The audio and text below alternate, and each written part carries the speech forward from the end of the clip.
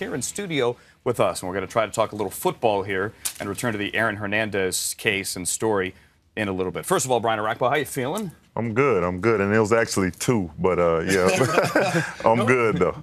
No more dumbbell press for you. Yeah, no more bench press and stuff like that. I just kind of keep it simple, maintaining right now. And you had said that you don't only want to be comeback player of the year. Yeah. You'd like to be defensive player of the year. Absolutely. You always got to set high goals for yourself. I mean, if you don't strive for the best, there's no point in playing this game, and that's one thing I do each and every year.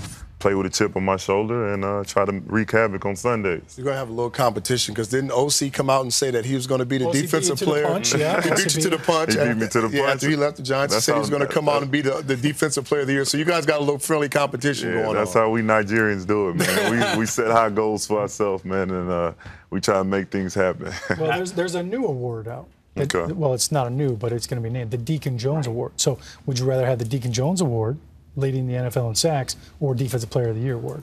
Whatever helps wins a lot of ball games. I think having more sacks and forcing fumbles, I think that's the way to go. And that's my ultimate goal, is always to have a lot of sacks, and we'll see what happens. Now, you're not the only guy recovering from an injury. You're not doing weekly press conferences, but Robert Griffin III is also recovering from a somewhat notable injury. What have you seen from him so far? Griff's been doing great, man. I mean, he's been rehabbing and training each and every day.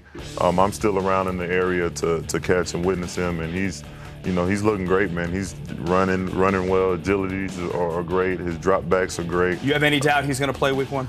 I have no doubt at all, and that's my personal opinion. I mean, the way he's looking right now, he should be ready to go in training camp the way he's looking. I mean, could he play a game now? I'm not going to say all that, but I mean, if you tell him, he'll be ready to go. If you ask him, he'll be ready to go right now. So no one in that locker room thinks it's going to be Kirk Cousins? If it is Kirk Cousins, he'll step up, and like he did last year, he'll be ready to go too. I mean, the fortunate thing is we have 2 great quarterbacks that's going to be ready to go regardless of the situation. So Kirk's ready. If RG3's not ready, if RG3's ready to go, RG3's going to be back. Brian, last year you had a lot of chance to watch and kind of just sit back and give me 2 things. Number one, what's something that you learned from watching last season? You got hurt in the second game, correct? Yeah. So you had a lot of time to watch your team play.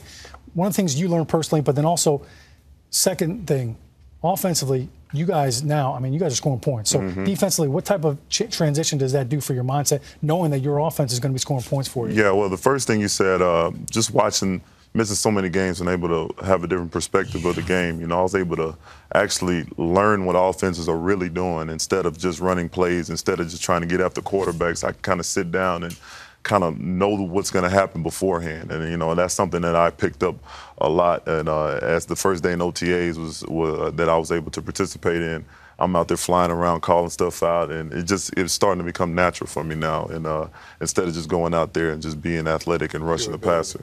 And then the second thing is, like I said, I forgot what your question was, actually.